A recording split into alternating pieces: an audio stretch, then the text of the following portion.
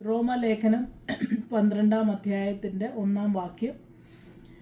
നിങ്ങൾ ബുദ്ധിയുള്ള ആരാധനയായ നിങ്ങളുടെ ശരീരങ്ങളെ ജീവനും വിശുദ്ധിയും ദൈവത്തിന് പ്രസാദവുമുള്ള യാഗമായി സമർപ്പിപ്പിൻ. റോമലേഖനം 12-ന്റെ 1-ാം വാക്യം നമ്മൾ 1-ാം വാക്യം വായിച്ച്, നിങ്ങൾ ബുദ്ധിയുള്ള ആരാധനയായി നിങ്ങളുടെ ശരീരങ്ങളെ ജീവനും വിശുദ്ധിയും ദൈവത്തിന് പ്രസാദവുമുള്ള യാഗമായി സമർപ്പിപ്പിൻ. അതുപോലെ തന്നെ 42-ാം സങ്കീർത്തനത്തിൽ നമ്മൾ കാണുന്നു, മാൻ നീർത്തോടുകളിലേക്ക് ചെല്ലുവാൻ കാംക്ഷിക്കുന്നത് പോലെ ദൈവമേ എൻ്റെ ആത്മാവ് നിന്നോട് ചേരുവാൻ കാംക്ഷിക്കുന്നു. 27-ാം സങ്കീർത്തനത്തിൽ കാണുന്നു, ഞാൻ യഹോവയുടെ ഒരു കാര്യം അപേക്ഷിച്ചു, അത് തന്നെ ഞാൻ ആഗ്രഹിക്കുന്നു, യഹോവയുടെ മനോഹരത്വം കാണുവാനും അവൻ്റെ മന്ദിരത്തിൽ ധ്യാനിപ്പാനും എൻ്റെ ആയുഷ്കാലമൊക്കെ ഞാൻ യഹോവയുടെ ആലയത്തിൽ പാർക്കേണ്ടതിന് തന്നെ. ആരാധന, നമ്മുടെ ആരാധനയെക്കുറിച്ചാണ് അവിടെ പറഞ്ഞിരിക്കുന്നത്. നമ്മുടെ ആഗ്രഹം എന്താണ്? നമ്മുടെ കർത്താവിനെ ആരാധിക്കുക എന്നുള്ളതാണ് നമ്മുടെ ആഗ്രഹം, നമ്മുടെ എല്ലാവരുടെയും ആഗ്രഹം. ഇതുപോലെ ഇപ്രകാരം ഒരു ചെറിയ സംഭവ കഥ ഞാൻ വായിച്ചിട്ടുണ്ട്. ഈ റോമൻ പട്ടാളം കീഴടക്കുന്ന പട്ടണങ്ങളിലൊക്കെ അവർ ചെയ്യുന്നത് എന്താണെന്ന് വെച്ചാൽ, ഒരു പട്ടണം കീഴടക്കിയ, പണ്ട് നടന്ന സംഭവമാണ്, പട്ടണം കീഴടക്കിയ ആ പട്ടണത്തിലെ അധികാരിയെ അവർ വധിക്കും. അധികാരിയെയും കുടുംബത്തെയും വധിക്കുന്ന ഒരു നിയമം അങ്ങ് പാതി ചെയ്യും. അങ്ങനെ ഒരു പട്ടണത്തിൽ ഒരു അധികാരിയെ വധിക്കാനായിട്ട് ചെയ്യുന്ന സമയത്ത് ലാസ്റ്റിൽ ഒരു വിഷ് ചോദിച്ചപ്പോൾ പറഞ്ഞു, എൻ്റെ ഭാര്യയെ മാത്രമേ ഉള്ളായിരുന്നു, ഭാര്യയെ ജീവനോടെ വിടുക, നിങ്ങൾ എന്നെ വധിച്ചോളൂ എന്ന് ആ മനുഷ്യൻ പറഞ്ഞു. അത് കേട്ടിട്ട് ഈ റോമൻ പട്ടാളം അവരെ രണ്ടുപേരെയും വെറുതെ വിടുകയാണ് ചെയ്തത്. അത് കഴിഞ്ഞപ്പം ആ മനുഷ്യൻ ഭാര്യയോട് ചോദിച്ചു, ഇത് സംഭവം കഴിഞ്ഞപ്പം നിനക്ക് ഈ പട്ടാളത്തെക്കുറിച്ച് എന്താണ് അഭിപ്രായം? അപ്പോൾ അവൾ പറഞ്ഞു, ഞാൻ ആരെയും അവിടെ ശ്രദ്ധിച്ചില്ല, ഞാൻ ആകെ ശ്രദ്ധിച്ചത് അങ്ങയുടെ മുഖം മാത്രമാണ്. അതുകൊണ്ട് അവിടെ എന്തോ സംഭവിച്ചെന്ന് എനിക്ക് ഒന്നും മനസ്സിലായില്ല. പക്ഷെ ഒരു കാര്യം, എൻ്റെ പ്രിയനാഥൻ്റെ മുഖം മാത്രമേ ഞാൻ അവിടെ കണ്ടുള്ളൂ. അതാണ് നമ്മുടെ ആരാധനയിൽ നമ്മുടെ മണവാളനെ ശ്രദ്ധയോടെ, ആ പ്രിയ മണവാളനു വേണ്ടി ഒരുങ്ങി ആരാധിക്കുന്ന ഒരു ആരാധന. ആ ആരാധനയിലുള്ള ചില ചെറിയ ഘടകങ്ങൾ മാത്രം നിങ്ങളുമായിട്ട് ഷെയർ ചെയ്യുവാനായിട്ട് ഞാൻ ആഗ്രഹിക്കുന്നു. അതിനായിട്ട് ഒന്നാമതായിട്ട് ഞാൻ ചിന്തിച്ച ഒരു ഭാഗമെന്ന് പറയുന്നത് ലുക്ക് ബാക്ക്. ആരാധനയ്ക്ക് വരുന്ന സമയത്ത്, നമ്മൾ ആരാധനയ്ക്കായി ഇരിക്കുന്ന സമയത്ത് പ്രത്യേകം ശ്രദ്ധിക്കേണ്ട ഒരു കാര്യം, നമ്മൾ നമ്മുടെ ജീവിതത്തിൽ പുറകോട്ട് തിരിഞ്ഞു നോക്കുക. നമ്മുടെ ജീവിതത്തിൽ ദൈവം ചെയ്ത അനുഗ്രഹങ്ങളെ, നമുക്ക് ദൈവം നൽകിയ അവൻ്റെ മനസ്സലിവ്, ആ പ്രിയ മണവാളൻ്റെ മനസ്സലിവ് ഓർക്കുവാൻ നമുക്ക് ഇടയായിത്തീരണം. ലുക്ക് ബാക്ക്, ആ പുറകിലേക്ക് ഒന്ന് തിരിഞ്ഞു നോക്കുവാൻ നമുക്ക് സാധിക്കണം. നമ്മുടെ അനർത്ഥങ്ങളിൽ, ദുഃഖങ്ങളിൽ, നമ്മുടെ ഭാരങ്ങളിൽ അവൻ നമ്മളെ വഹിച്ച ആ ഒരു വിധങ്ങളെ ഓർക്കുമ്പോൾ, അത് നമ്മൾ തിരിഞ്ഞു നോക്കിക്കഴിഞ്ഞാൽ നമുക്ക് ആരാധിക്കാതിരിക്കാൻ കഴിയുമോ? നാം രോഗികളായി തീർന്നുപോയ അവസ്ഥ നമ്മുടെ ജീവിതത്തിൽ ഉണ്ടായിട്ടുണ്ട്. പക്ഷെ പലപ്പോഴും നമുക്ക് നമ്മുടെ പ്രാർത്ഥനയുടെ മറുപടി ലഭിച്ചില്ലെന്ന് നമുക്ക് തോന്നും. ഇവിടെ ഇരുന്ന് എന്നെ കേട്ടുകൊണ്ടിരിക്കുന്ന പലരും പറയാം, എൻ്റെ ചില പ്രാർത്ഥനയുടെ മറുപടി നമുക്ക് ലഭിച്ചില്ല. പക്ഷെ നമ്മൾ ഒരു കാര്യം ഓർക്കണം, ഒരു മറുപടി ലഭിച്ചില്ലെങ്കിൽ പോലും അതിനെ ഓവർകം ചെയ്യാനുള്ള ഒരു കഴിവ് നമ്മുടെ ജീവിതത്തിൽ നമ്മുടെ ദൈവം തന്നു. Praise the Lord. എൻ്റെ ജീവിതം, ഇത് നിങ്ങൾ കേട്ടുകൊണ്ടിരിക്കുന്ന എല്ലാവരെയും കമ്പയർ ചെയ്ത് നോക്കിയാൽ എൻ്റെ ജീവിതത്തിലാണ് അത് ഏറ്റവും കൂടുതൽ ഞാൻ അനുഭവിച്ചിരിക്കുന്നത്. ആ മനസ്സലിവ്. ഞാൻ ടീച്ചർ ആയിരുന്നുകൊണ്ട് ഞാൻ പറയാം, നമ്മുടെ മക്കളൊക്കെ 10ാം ക്ലാസ്സിൽ 12ാം ക്ലാസ്സിൽ വരുമ്പോൾ നമ്മൾ വിചാരിക്കും, അയ്യോ ഇവനെന്താ മാർക്ക് കിട്ടാത്ത, ഇവനെന്താ. ചിലപ്പോൾ ഫൈനൽ എക്സാമിന് വരുമ്പം ചില പേപ്പറിന് ഫെയിൽ ആയെന്ന് വരും, ചില പേപ്പർ മാർക്ക് കുറഞ്ഞെന്ന് വരും. പക്ഷെ അവർക്ക് എന്തെങ്കിലും ദോഷം ദൈവം വരുത്തിയോ? നമ്മളെ തന്നെ ഒന്ന് ശോധന ചെയ്ത് നോക്കിയേ, നമ്മുടെ കുഞ്ഞുങ്ങളിലേക്കൊന്ന് തിരിഞ്ഞു നോക്കിക്കേ. അവരുടെ ജീവിതത്തിൽ ആ ചെറിയൊരു പ്രശ്നം അവരുടെ ജീവിതത്തിൽ ഉണ്ടായപ്പോൾ നമ്മൾ ഭാരപ്പെട്ടു. എന്നാൽ അതിൽ അങ്ങ് തകർന്നു പോകാൻ, ആ പാറയിൽ തട്ടി വീഴാനായിട്ട് ദൈവം നമ്മളെ അനുവദിച്ചില്ല. അതിൽ നിന്ന് നമ്മളെ ഓവർകം ചെയ്ത് ഇവിടം വരെ കൊണ്ടെത്തിക്കുവാനായിട്ട് നമ്മുടെ കർത്താവ് നമ്മുടെ കൂടെ ഇരുന്നു.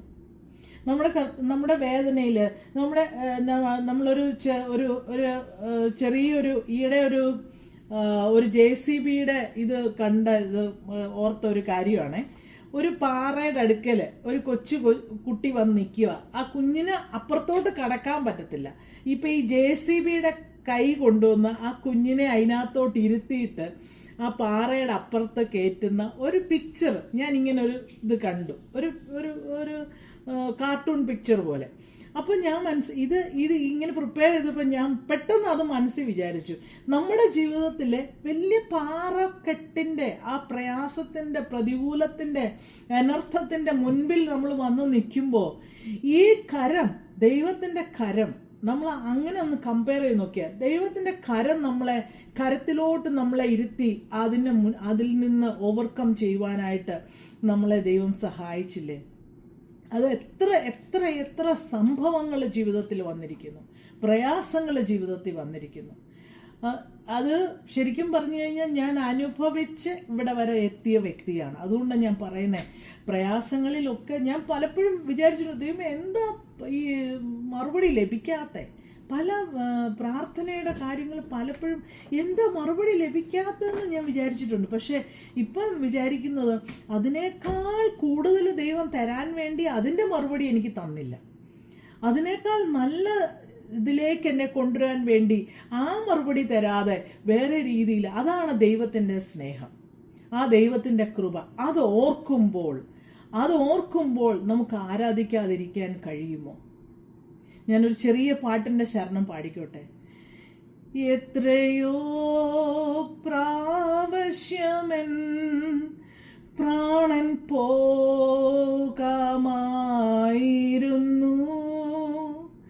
മിഴികൾ നിറഞ്ഞൊഴുകി, പാദങ്ങൾ തളർന്നു പോയി, എങ്കിലും നിന്ദയാലേ ഞാനിന്നും ജീവിക്കുന്നു. ആമീൻ. എങ്കിലും നിന്ദയാലേ ഞാനിന്നും ജീവിക്കുന്നു. നന്ദിയുണ്ടു ദൈവമേ. ഹല്ലേലൂയ, സ്തോത്രം.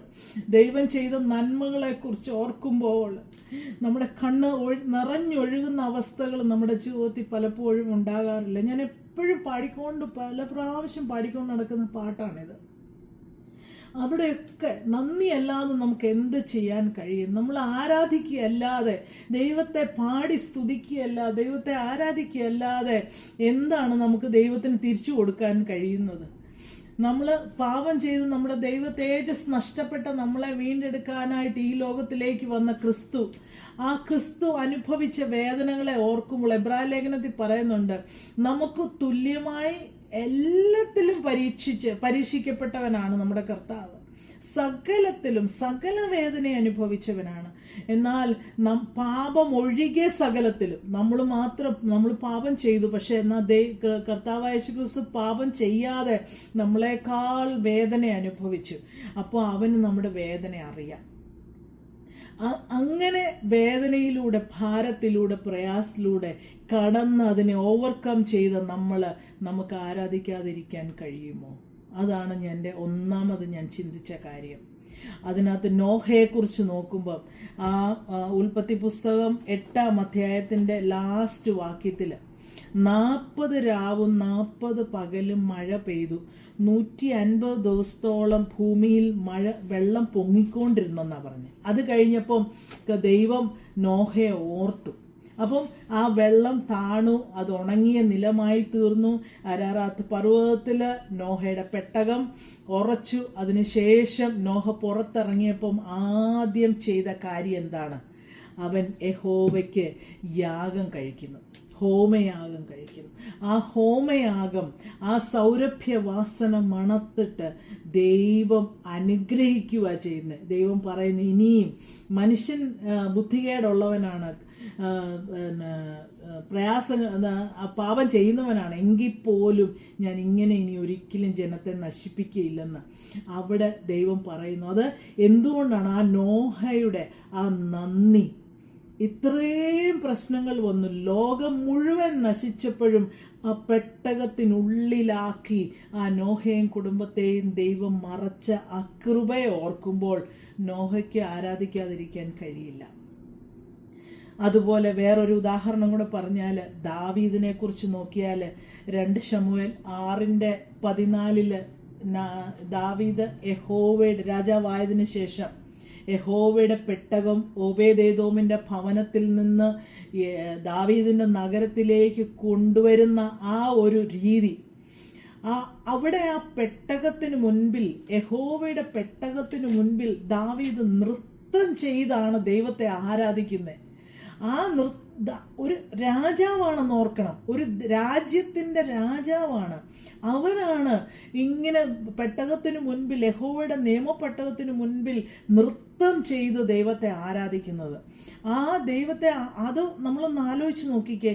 ഇപ്പോൾ പലപ്പോഴും ലീഡേഴ്സായിട്ടിരിക്കുന്നവർക്ക് ആരാധിക്കാൻ മടിയാ, കാര്യം മറ്റുള്ളവർ കാണുമല്ലോ എന്ന് വിചാരിക്കും. പക്ഷെ ദാവീദിനെ ഓർത്താൽ മതി, ഒരു രാജാവായിരുന്നു.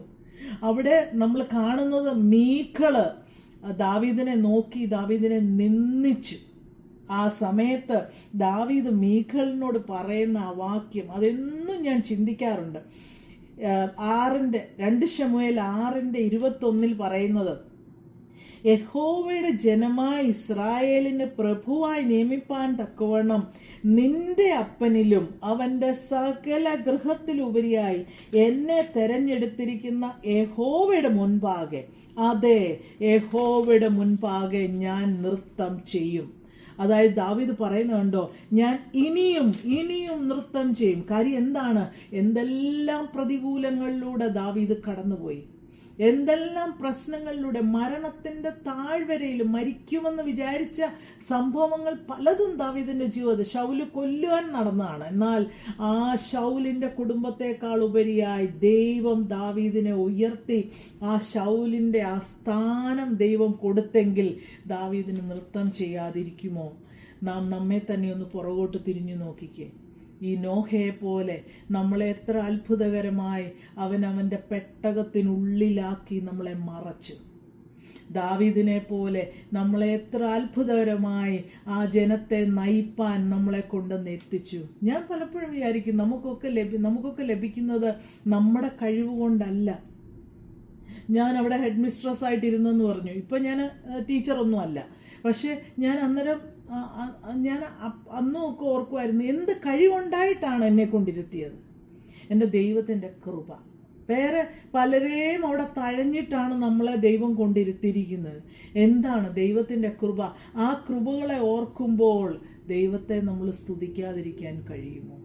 അതാണ് ഒന്നാമതായിട്ട് എന്നെ ചിന്തിപ്പിച്ചത്. ആരാധനയ്ക്ക് എന്ത് ഉണ്ടെങ്കിൽ ആരാധിക്കാൻ കഴിയും. നമ്മൾ പുറമോട്ടൊന്ന് ചിന്തിച്ചു നോക്കിയാൽ ദാവീദ് പറയുന്ന, I will celebrate before the Lord. ദൈവത്തിന്റെ മുൻപാകെ ഞാൻ ഇനിയും നൃത്തം ചെയ്യും, ഞാൻ ഇനിയും ആരാധിക്കും. നമ്മൾ നമ്മളെ തന്നെ ഒന്ന് ശോധന ചെയ്യണം. നമ്മൾ ദൈവസന്നിധിയിൽ വരുമ്പോൾ നമുക്ക് ആരാധിക്കാൻ കാരണങ്ങളില്ലേ? ഇഷ്ടംപോലെയുണ്ട്. അത് ഓർത്ത് ദൈവത്തെ ആരാധിക്കുവാൻ നമുക്ക് സാധിക്കണം. രണ്ടാമത് എന്നെ ചിന്തിപ്പിച്ച ഒരു കാര്യം, നമ്മൾ ആരാധനയ്ക്ക് വരുന്നതിന് മുമ്പ്, ആരാധിക്കുന്നതിന് മുമ്പ് നമ്മൾ ചിന്തിക്കേണ്ടത് നമ്മളെ തന്നെ ഒന്ന് നോക്കണം. രണ്ടാമത് നമ്മളെ look into yourself. നമ്മളെ തന്നെ, ഞാൻ ആദ്യം പറഞ്ഞു ലുക്ക് ബാക്ക്വേർഡ്, നമ്മളെ ദൈവം നടത്തിയ വിധങ്ങളെ ഓർക്കണം. രണ്ടാമത് നമ്മളെ തന്നെ ഒന്ന് ഓർക്കണം. അതായത് നമ്മളെ തന്നെ ഓർക്കുക എന്ന് പറഞ്ഞാൽ ദൈവം ചെയ്ത ഉപകാരങ്ങളെ ഓർക്കുന്നതിനേക്കാൾ ഉപരിയായി നമ്മുടെ ഹൃദയത്തെ ഒന്ന് ശോധന ചെയ്യണം. നമ്മുടെ ജീവിതത്തിൽ നമ്മുടെ അവയവങ്ങളെ ഒന്ന് ശോധന ചെയ്യും. റോമാലേഖനം 6:13 പറയുന്നുണ്ട്, നിങ്ങളുടെ അവയവങ്ങളെ അനീതിയുടെ ആയുധങ്ങളായി പാപത്തിന് സമർപ്പിക്കരുത്. നമ്മൾ കർത്താവിന് വേണ്ടി വീണ്ടെടുക്കപ്പെട്ടവരാണ്, നമ്മൾ തിരഞ്ഞെടുക്കപ്പെട്ടവരാണ്. നമ്മളിനി നമ്മുടെ അവയവങ്ങളെ ഒരിക്കലും അനീതിയുടെ ആയുധങ്ങളായി പാപത്തിന് സമർപ്പിക്കാൻ ഇടവരരുത്. ഉൽപ്പത്തി പുസ്തകം 4-ാം അധ്യായത്തിൽ നമ്മൾ കാണുന്ന 2 യാഗങ്ങളുണ്ട്. ഹാബേലിൻ്റെ യാഗവും കയീൻ്റെ യാഗവും എല്ലാവർക്കും അറിയാവുന്ന കാര്യമാണ്. എന്നാൽ ഇതിനകത്ത് പറയുന്നത് ദൈവം ഹാബേലിലും അവൻ്റെ യാഗത്തിലും പ്രസാദിച്ചു. ദൈവം ഹാബേലിൽ പ്രസാദിക്കാൻ കാരണം അവൻ്റെ ഹൃദയത്തെ ദൈവം അറിഞ്ഞു. ഹാബേലിൻ്റെ ഹൃദയത്തെ, നീതിയുള്ള ഹൃദയം, പാപമില്ലാത്ത ഹൃദയത്തെ ദൈവം അറിഞ്ഞു. അതുകൊണ്ടാണ് ഹാബേലിൽ ദൈവം പ്രസാദിച്ചിരിക്കുന്നത്. എഫേസ്യ ലേഖനത്തിൽ നമ്മൾ കാണാം 5-ാം അധ്യായത്തിൽ അതിൻ്റെ 3-ാം വാക്യത്തിൽ, ദുർനടപ്പും യാതൊരു അശുദ്ധിയും അത്യാഗ്രഹവും നിങ്ങളുടെ ഇടയിൽ പേർ പറക പോലും അരുത്. നമ്മളെ തന്നെ ഒന്ന് ശുദ്ധീകരിക്കണം. നമ്മുടെ ഉള്ളിലേക്ക് നമ്മളൊന്ന് നോക്കി നമ്മളെ തന്നെ ഒന്ന് ശുദ്ധീകരിക്കാൻ ഇടയായിത്തീരണം ആരാധനയ്ക്ക് മുമ്പ്. അതുപോലെ തന്നെ എഫേസ്യ ലേഖനത്തിൽ തന്നെ അതിൻ്റെ 4-ാം അധ്യായത്തിൻ്റെ 21 മുതൽ ഇങ്ങോട്ട് വായിക്കുമ്പം, മുമ്പിലത്തെ നടപ്പ് സംബന്ധിച്ച് ചതിമോഹങ്ങളാൽ വഷളായി പോകുന്ന പഴയ മനുഷ്യനെ ഉപേക്ഷിച്ച് നിങ്ങളുടെ ഉള്ളിലെ ആത്മാവ് സംബന്ധമായി പുതുക്കം പ്രാപിച്ച് സത്യത്തിന്റെ ഫലമായ നീതിയിലും വിശുദ്ധിയിലും ദൈവാനുരൂപമായി സൃഷ്ടിക്കപ്പെട്ട പുതുമനുഷ്യനെ ധരിക്കണം. നമ്മളെ തന്നെ ഒന്ന് ശോധന ചെയ്യണം. നമ്മൾ ആരാധനയ്ക്ക് വരുമ്പോൾ നമ്മളെ തന്നെ ഒന്ന് ശോധന ചെയ്യണം. നമ്മൾ ഞായറാഴ്ച ദിവസം ആരാധനയ്ക്ക് പോകുന്നു, എന്നാൽ തിങ്കൾ മുതൽ ശനിയാഴ്ച വരെ ഞാൻ എങ്ങനെയായിരുന്നു, എൻ്റെ ജീവിതം എങ്ങനെയായിരുന്നു, എൻ്റെ നടപ്പ് എങ്ങനെയായിരുന്നു, എൻ്റെ സംസാരം എങ്ങനെയായിരുന്നു, എൻ്റെ നാവ് എങ്ങനെയായിരുന്നു, നമ്മളെ തന്നെ ഒന്ന് ശോധന ചെയ്തതിന് ശേഷമേ നമ്മൾ ആരാധനയ്ക്കായിട്ട് കടന്നു പോകാവൂ. ആ ആരാധനയാണ് ദൈവം പ്രസാദിക്കുന്നത്. എബ്രായ ലേഖനം 4-ാം അധ്യായത്തിലാണെന്ന് തോന്നുന്നു, ഇങ്ങനെയുണ്ട്, ഇരുവായ്ത്തലയുള്ള ദൈവത്തിന്റെ വചനം ഇരുവായ്ത്തലയുള്ള ഏതു വാളിനേക്കാൾ മൂർച്ചയേറിയതാണ്. അത് പ്രാണനെയും സന്ധിമഞ്ചകളെയും തുളച്ചു ചെല്ലും. നമ്മുടെ വിചാരങ്ങളെ അറിയുന്ന ദൈവമാണ്. മറ്റുള്ളവർ നോക്കുമ്പോൾ നമ്മൾ ഭയങ്കര ഭക്തരാണ്. മറ്റുള്ളവരുടെ മുൻപിൽ നമ്മുടെ പുറമേ അവർക്ക് കാണത്തുള്ളൂ. പക്ഷേ നമ്മുടെ ഹൃദയത്തെ അറിയുവാൻ, ഹൃദയത്തിൻ്റെ ശുദ്ധി അറിയുവാൻ നമ്മുടെ ദൈവത്തിന് മാത്രമേ കഴിയത്തുള്ളൂ. അതുകൊണ്ട് നമ്മളെപ്പോഴും ആദ്യം ഞാൻ പറഞ്ഞു, നമ്മൾ ബാക്കിൽ നമ്മൾക്ക് ദൈവം തന്ന അനുഗ്രഹങ്ങളെ ഓർക്കുമ്പോൾ ദൈവത്തെ സ്തുതിക്കാതിരിപ്പാൻ നമുക്ക് കഴിയുമോ? രണ്ടാമതായിട്ട് ഞാൻ പറഞ്ഞു, നമ്മുടെ ഉള്ളിലേക്ക് നമ്മൾ നോക്കുക, നമ്മളൊരു പുതിയ മനുഷ്യനായിട്ട് തീരുക. ഓരോ ആഴ്ചയിലും നമ്മൾ പുതുക്കപ്പെടണം. ഓരോ ആഴ്ചയിലും നമ്മൾ പലപ്പോഴും മനുഷ്യരാണ്. നമ്മൾ ജീവിതത്തിൽ തെറ്റുകൾ നമ്മുടെ ജീവിതത്തിൽ സംഭവിക്കാം. എന്നാൽ ദൈവസന്നിധിയിൽ അത് ഏറ്റുപറഞ്ഞ് നമ്മൾ ദൈവത്തോട് ഏറ്റുപറഞ്ഞ് നമ്മുടെ ഹൃദയത്തെ ശുദ്ധീകരിച്ച് നമ്മുടെ പഴയ മനുഷ്യനെ ഉരിഞ്ഞു കളഞ്ഞ് പുതിയ മനുഷ്യനെ നമ്മൾ ധരിക്കുന്നവരായിട്ട് തീരണം. ചീത്തത്തരം, പൊട്ടച്ചൊൽ, കളിവാക്ക്, ഇതെല്ലാം നമ്മുടെ ജീവിതത്തിൽ നമ്മൾ ഉപേക്ഷിക്കുവാൻ, പ്രത്യേകിച്ച് നമ്മുടെ നാവാണ് ഏറ്റവും പാപം ചെയ്യുന്നത്. ഒരാളെക്കുറിച്ച് എന്തെങ്കിലും നമ്മളൊരു തെറ്റ് കണ്ടാൽ അതെല്ലാവരോടും പറഞ്ഞു നടക്കാനോ മറ്റുള്ളവരോട് പറഞ്ഞ് അവർക്ക് പ്രശ്നം ഉണ്ടാക്കുവാനോ അങ്ങനെ ഒന്നും നമ്മുടെ ജീവിതത്തിൽ ഇടയാക്കില്ല. ചെറിയ ചെറിയ കാര്യങ്ങളാണ് ഇതൊക്കെ. ഹൃദയത്തിന് രൂപാന്തരം ഉണ്ടായതിനു ശേഷം നമ്മൾ ദൈവത്തെ ആരാധിക്കുവാനായിട്ട് ആ ഹാബേലിൽ പ്രസാദിച്ച ദൈവം നമ്മിൽ പ്രസാദിക്കണം. നമ്മൾ വെറുതെ ഞായറാഴ്ച പോയി അല്ലെങ്കിൽ ഒരു പ്രയറിന് പോയിരുന്നു, ആരാധിച്ചു, വെറുതെ മടങ്ങിപ്പോയി എന്നുള്ളതല്ല. എന്നാൽ ദൈവത്തെ ആരാധിക്കുമ്പോൾ ആ ദൈവം നമ്മിൽ പ്രസാദിക്കണമെന്നുണ്ടെങ്കിൽ നമ്മുടെ ഹൃദയ പരിച്ഛേദന ഉണ്ടായേ തീരൂ. നമ്മൾ മൂന്നാമതായിട്ട് ഒരു കാര്യം കൂടെ നമ്മൾ ഈ ആരാധനയിൽ അറിഞ്ഞിരിക്കണം. മൂന്നാമതായിട്ട് അറിയേണ്ടത്, നമ്മൾ മുമ്പിലേക്ക് നോക്കണം. ഈ ലോകത്തിന് അനുരൂപരാകാതെ ദൈവത്തിന് പ്രസാദമുള്ള യാഗം അർപ്പിച്ച ആണ് നമ്മൾ ഇരിക്കുന്നത്. നമ്മുടെ ഉള്ളിൽ ഹൃദയ പരിച്ഛേദന ഏറ്റവരാണ് നമ്മൾ ഓരോ ആഴ്ചയും, ഞാൻ പറഞ്ഞു, നമ്മൾ ഓരോ ആഴ്ചയും ഹൃദയ പരിച്ഛേദന ഏൽക്കണം. നമ്മുടെ നാവിന് പരിച്ഛേദന ഏൽക്കണം, നമ്മുടെ കൈകൾക്ക്, നമ്മുടെ കാലുകൾക്ക്. ഇനി നമ്മൾ ഒരു കാര്യം മുൻപോട്ട് നോക്കണം. പൗലോസ് അപ്പോസ്തലൻ പറഞ്ഞതുപോലെ, ഞാൻ നല്ല പോർ പൊരുതു, ഓട്ടം തികച്ചു, വിശ്വാസം കാത്തു, ഇനി നീതിയുടെ കിരീടം എനിക്കായി വെച്ചിരിക്കുന്നു. ആർക്കുള്ളതാണ് ഈ നീതിയുടെ കിരീടം? ആ കർത്താവ് പറഞ്ഞ പ്രകാരം ജീവിക്കുന്നവർക്ക്. അതായത് നമ്മൾ പ്രാർത്ഥിക്കുന്നു, നമ്മൾ ദൈവവചനം പഠിക്കുന്നു, വചനം കേൾക്കുന്നു, നമ്മുടെ ആരാധിക്കുന്നു, എല്ലാം പ്രത്യേകിച്ച് നമ്മൾ ഓർക്കേണ്ട കാര്യം, നമ്മുടെ കുടുംബത്തിൽ നമ്മളെ കുഞ്ഞുങ്ങൾ നമ്മളെ കാണുന്നു. നമ്മൾ കുഞ്ഞുങ്ങൾ കാണുമ്പോൾ നമ്മൾ വചനം പഠിക്കുന്നു, നമ്മൾ ആരാധിക്കുന്നു, പ്രാർത്ഥനയിൽ സംബന്ധിക്കുന്നു. എന്നാൽ ചെറിയൊരു പ്രശ്നം വരുമ്പോൾ നമ്മൾ പൊട്ടിത്തെറിക്കുന്നു. അപ്പം പലപ്പോഴും നമ്മുടെ കുഞ്ഞുങ്ങൾ നമ്മളോട് ചോദിക്കാനുള്ള സാധ്യതയില്ലേ? അമ്മയുടെ വിശ്വാസം എവിടെയാണ് ആ പ്രാർത്ഥന? അതിന് ഒരിക്കലും ഇടയാകരുത്. അതുപോലെ തന്നെ എത്രയോ കാര്യങ്ങൾ, അതിര് തർക്കങ്ങളൊക്കെ വരുമ്പോൾ സമാധാനമായിട്ട് അത് പരിഹരിക്കുവാനായിട്ട് നമുക്ക് സാധിക്കുന്നുണ്ടോ? നമ്മളെ തന്നെ ഒന്ന് ശോധന ചെയ്യണം. നമ്മൾ പാട്ട് പാടുന്നു, പ്രാർത്ഥിക്കുന്നു, ദൈവസന്നിധിയിൽ ആരാധിക്കുന്നു, മറ്റുള്ളവർ നമ്മളെ അതെല്ലാം കാണുന്നു, നമ്മുടെ കൂടെയുള്ളവര്. അതായത് നമ്മൾ മുന്നോട്ട് നോക്കുക എന്ന് പറഞ്ഞാൽ ഈ കിരീടം പ്രാപിപ്പാനായിട്ട് നമ്മൾ ഓടുമ്പോൾ എപ്പോഴും ഓർക്കണം, നമ്മുടെ കുഞ്ഞുങ്ങളെ, നമ്മുടെ കുടുംബത്തിലുള്ളവരെ നേടുവാനായിട്ട് നമുക്ക് സാധിക്കണം. നമ്മുടെ ആരാധനയിലൂടെ, നമ്മുടെ പ്രവൃത്തിയിലൂടെ, ഹൃദയപരിച്ഛേദനയിലൂടെ നമ്മുടെ കുഞ്ഞുങ്ങളെ നമ്മൾ നേടുവാനായിട്ട് സാധിക്കും. നമ്മുടെ കൂടെ ജോലി ചെയ്യുന്ന പലരെയും ഇതിലേക്ക് നേടുവാനായിട്ട് നമുക്ക് സാധിക്കും.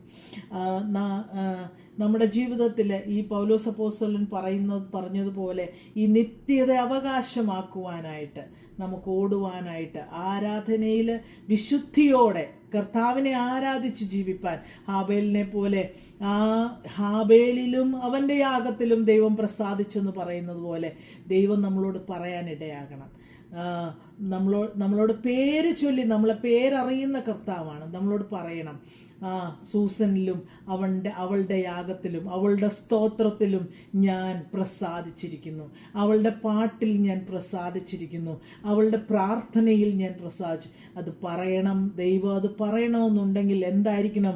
നമ്മൾ പരിച്ഛേദനയേറ്റവരായിരിക്കണം. പൂർണ്ണമായി ഒരു പരിച്ഛേദനയേറ്റവരായിരിക്കണം, ഒരു ഹൃദയ പരിച്ഛേദനയേറ്റവരായിരിക്കണം. ഞാൻ ഈ ചെറിയ ഒരു കാര്യം മാത്രമാണ് ഞാൻ പറയാനായിട്ട് ആഗ്രഹിച്ചത്. നമ്മുടെ ആരാധന എങ്ങനെയായിരിക്കണം? ആരാധനയ്ക്ക് വരുമ്പോൾ എപ്പോഴും നമ്മൾ കുറച്ച് കാലം കഴിയുമ്പോൾ നമ്മുടെ പഴയ കാര്യങ്ങളൊക്കെ പലതും മറന്നു ഇടയാകരുത്. അതൊക്കെ ഓർത്തോർത്ത് ദൈവത്തെ സ്തുതിക്കുവാനായിട്ട് നമുക്ക് കഴിയണം. നമ്മുടെ ഹൃദയത്തെ പരിച്ഛേദനയേറ്റവരായിട്ട് കർത്താവിൻ്റെ വരവിനെ വേണ്ടി ഒരുങ്ങി നമ്മൾ ജീവിക്കണം. എപ്പോഴും ഏത് സമയത്തും കർത്താവിൻ്റെ വരവുണ്ടാകും. ഇപ്പോൾ നമ്മൾ സംഭവങ്ങളൊക്കെ കാണുമ്പോൾ ഈ സംഭവങ്ങളൊക്കെ നമ്മളെ വിളിച്ചറിയിക്കുകയാണ്, കർത്താവിൻ്റെ വരവ് അടുത്തു. അതിനുവേണ്ടി നമ്മൾ ഒരുങ്ങി ഹൃദയ പരിച്ഛേദനയേറ്റവരായി നമ്മുടെ ജീവിതത്തിലെ തെറ്റായ കാര്യങ്ങളെല്ലാം ഉപേക്ഷിച്ചുകൊണ്ട് കർത്താവിനെ ആരാധിച്ച്, കർത്താവിനെ സ്തുതിച്ച് ഓരോ സ്തോത്രം അർപ്പിക്കുമ്പോഴും അതങ്ങ് ചെല്ലണം. കർത്താവിൻ്റെ സന്നിധിയിൽ അങ്ങ് എത്തണം. നോഹ അവിടെ ഹോമയാഗം അർപ്പിച്ചപ്പോൾ നോഹ അർപ്പിച്ച സൗരഭ്യവാസന ദൈവം മണത്തു എന്നാണ് പറഞ്ഞിരിക്കുന്നത്. അതുപോലെ നമ്മൾ അർപ്പിക്കുന്ന ഒരു പ്രാർത്ഥന, നമ്മൾ അർപ്പിക്കുന്ന സ്തോത്രയാഗം, നമ്മൾ അർപ്പിക്കുന്ന പ്രൈസ് ദി ലോർഡ്, നമ്മൾ പ്രാർത്ഥിക്കുന്നത് ദൈവസന്നിധിയിൽ എത്തണമെന്നുണ്ടെങ്കിൽ അത് തീർച്ചയായിട്ടും നമ്മുടെ ജീവിതത്തിൽ പരിച്ഛേദനയേറ്റെങ്കിൽ മാത്രമേ സാധിക്കുകയുള്ളൂ. കർത്താവിൻ്റെ വരവടുത്തിരിക്കുന്ന ഈ നാളുകളിൽ നമ്മളെപ്പോഴും ഒരുങ്ങി കർത്താവിൻ്റെ വരവിന് വേണ്ടി ഒരുങ്ങി നമ്മളെ തന്നെ ഒരുക്കി ആരാധിച്ച് ജീവിക്കുന്നവരായിട്ട് നമുക്ക് സാധിക്കണം. ദാവീദ് പറയുന്നത് പോലെ, ഞാൻ എൻ്റെ ദൈവത്തിൻ്റെ മുൻപാകെ നൃത്തം ചെയ്യും, ഞാൻ എൻ്റെ ദൈവത്തിൻ്റെ മുൻപാകെ ആരാധിക്കും. അത് ആരെനിക്കെതിരായിട്ട് പറഞ്ഞാലും ഞാൻ എൻ്റെ ദൈവത്തിൻ്റെ മുൻപാകെ ആരാധിക്കും എന്നുള്ളൊരു ധൈര്യത്തോടെ, നമുക്ക് വിശുദ്ധിയോടെ കർത്താവിനെ എതിരേൽക്കുവാനായിട്ട് നമുക്ക് ഓരോരുത്തർക്കും ഒരുങ്ങാം. വിശുദ്ധിയെ തികച്ചു നാം ഒരുങ്ങി നിൽക്ക, പ്രിയൻ വരുവാതിൻ താമസമേറെയില്ല.